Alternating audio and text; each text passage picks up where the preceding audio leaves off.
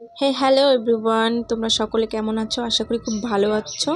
তোমাদের জন্য আজকে আবারও একটা নতুন ব্লগ নিয়ে এসেছি। আজকে আমার দুটো ব্রাইড ছিল সাজানো, যেহেতু ওরা 1 মাস আগে আমাকে বুক করেনি, বিয়ের 3 দিন আগে আমাকে বুক করেছিল দুজনই।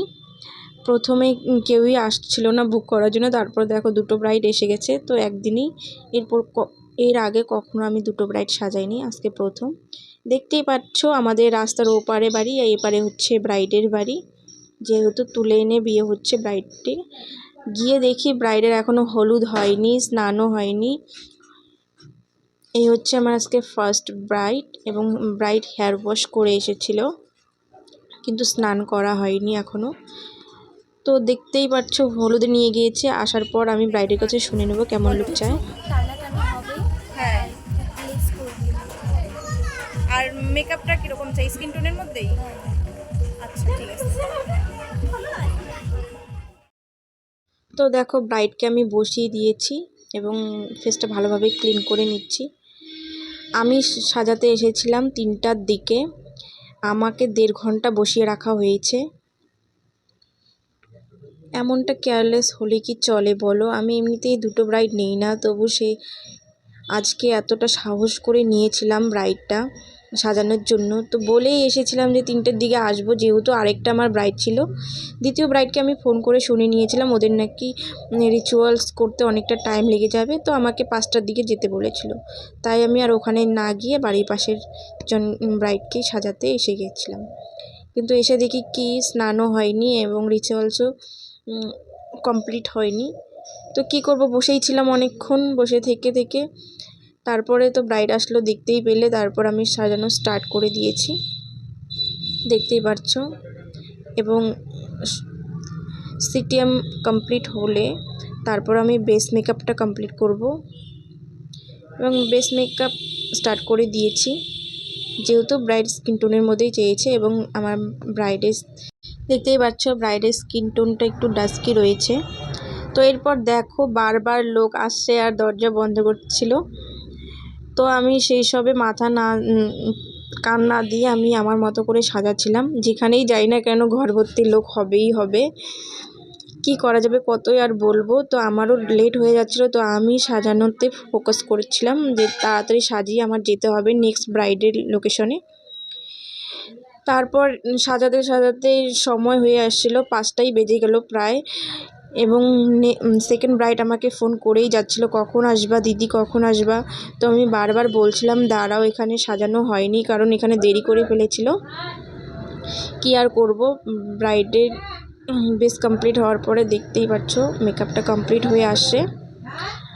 আর লেটটা আরও অনেক, এমনিতেই লেট হয়ে গিয়েছিল, তার মধ্যে কি বলবো তোমাদের, এইদিকে নিয়ে যায় অধিবাস করতে, তারপরে আবার নিয়ে যায় প্রণাম করতে। এতবার যদি ব্রাইডকে নিয়ে যাওয়া যায় তো আমার সাজানো তো লেট হবেই বলো। তো এখানে আমার একারই দোষ না, তো ব্রাইডের ফ্যামিলিকেও বুঝতে হবে যে ওনাদেরও একটা দায়িত্ব থাকা উচিত, যে আমিও একটা দায়িত্ব নিয়ে কাজটা করি, যে আমার সব জায়গায় আমার দায়িত্বটা পালন করতে হবে। তো এনারা বুঝেইনি।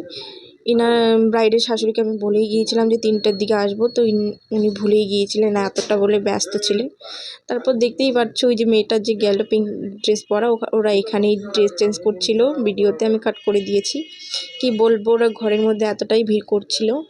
যেখানেই যাই না কেন, এমনিতেই গ্রামের বাড়ির লোকগুলো তো বোঝেই না, যারা বোঝে তারা আসে না, কিন্তু বাচ্চাদের আর কি বলবো, ওরা মেকআপ দেখতে এতটাই ভালোবাসে যে এত বলার পরেও ওরা যায় না।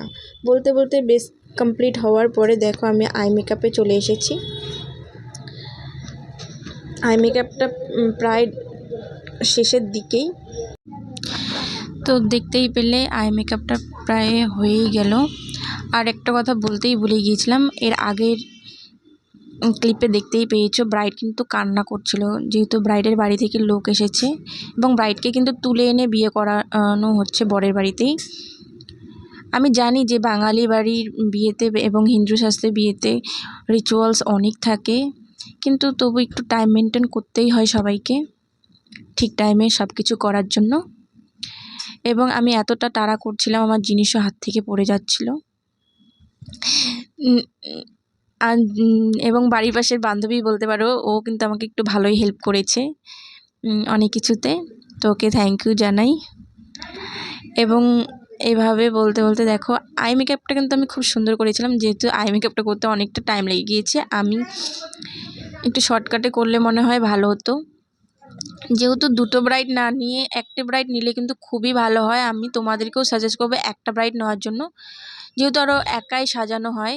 যদি তোমার কাছে কোনো অ্যাসিস্ট্যান্ট থাকে তাহলে তুমি দুটো ব্রাইড কি তিনটে ব্রাইড নিতে পারো, যদি ব্রাইডের বাড়িতে টাইম মেনটেন করে। নইলে তুমি একটাই ব্রাইড নাও। আমার এক্সপিরিয়েন্সে আমি তোমাদের বলছি, যেহেতু একটা ব্রাইডকে নিলে তুমি তোমার মন থেকে ভালোভাবে সাজাতে পারবে। আমি এত তাড়াহুড়ো করে সাজাচ্ছিলাম, কলকাটা অনেকটাই খারাপ হয়েছে। আমি স্যাটিসফাই না। মেকআপটা খুব ভালো হয়েছে কিন্তু কলকাটার জন্য আমি স্যাটিসফাই না। তবু কি করব, আমার তাড়াহুড়ো করে আমার যেতেই হবে ওখানে নেক্সট ব্রাইডের কাছে। তো নেক্সট ব্রাইডকেও তো সাজাতে হবে, যেহেতু আমি কথা দিয়েছি, কথা তো রাখতেই হবে। তো এরপর দেখো বেস কমপ্লিট হওয়ার পরে, আই মেকআপটা কমপ্লিট হওয়ার পরেও আমি কলকাতে চলে এসেছি। কলকা প্রায় কমপ্লিটই। এরপরে দেখছো জল ভরতে যাবে, ঢাকঢোল বাজছিল, তো আমার বান্ধবীটা পান দিয়ে কান চেপে রয়েছিল। এরপরে দেখো ব্রাইডের ফাইনাল লুক কমপ্লিট। এত তাড়াহুড়ো করে সাজানো মধ্যেও অনেকটা যতটা পেরেছি ভালো করার চেষ্টা করেছি। তোমাদের কেমন লেগেছে অবশ্যই জানাবে। তো এরপর আমি নেক্সট ব্রাইডের লোকেশনে, রাত্রি বাজে 7টা, ফাইনালি আমি সেকেন্ড ব্রাইডের লোকেশনে চলে এসেছি। মোবাইলে তোমাদের দেখিয়ে দিতাম টাইমটা, যেহেতু আমি ভিডিও করছি। আর দুটো ব্রাইড নিলে যা হয়, তাই দেরি না করে ব্রাইডকে সোজাসুজি বসিয়ে দিলাম এবং ফেসে আইস রাব করে নিচ্ছি। তোমরা চাইলে তোমাদের সুবিধা মতো করতে পারো। এবং ব্রাইডের কাছে শুনে নেব কেমন লুক চায় আজকে সেকেন্ড ব্রাইড। তোমার মতো করে সাজাইতাম যাতে ভালো। যেহেতু আমি সেকেন্ড ব্রাইডের মেকআপ আমি তুলতে পারিনি, তো ফাইনাল লুকই দেখাচ্ছি। এই হচ্ছে আমার নেক্সট ব্রাইডের ফাইনাল লুক। যেহেতু রুমে দেখতেই পাচ্ছ অনেকটা লাইট ছিল না, আর এখানেও তো ঘর ভর্তি লোক ছিল। দেখতেই পাচ্ছ ঘরটা কত বড়, এবং পুরো ঘর ভর্তি লোক ছিল, কি বলবো তোমাদের। তো সেটার আমি ক্লিপ নিতে পারিনি, নইলে অবশ্যই দেখাতাম তোমাদের। তো কীরকম লেগেছে সেকেন্ড ব্রাইড এবং প্রাইজই জানিও। আবারও দেখা হচ্ছে নেক্সট ভিডিওতে। আজকের মতো এতটুকুই। Thank you all, tata, bye by.